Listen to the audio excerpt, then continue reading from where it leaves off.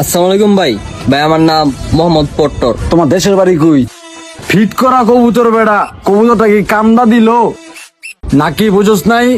আড়াই গেল কিছুই বুঝতেছি না আমি। ছোট ভাই কিছু কিন্তু বুঝতেছি না আমি, বুঝোস না তখন নাটক।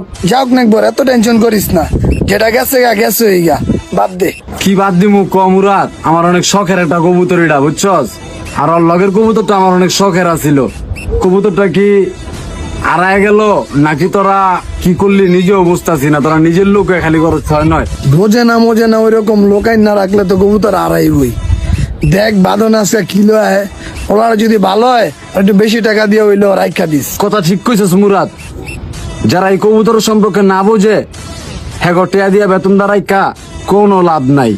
দেখি বাদনে কি লুয়া হ্যাঁ ওটার আজকে আছে না, ভালো টাকা বেতন দিতে হইব।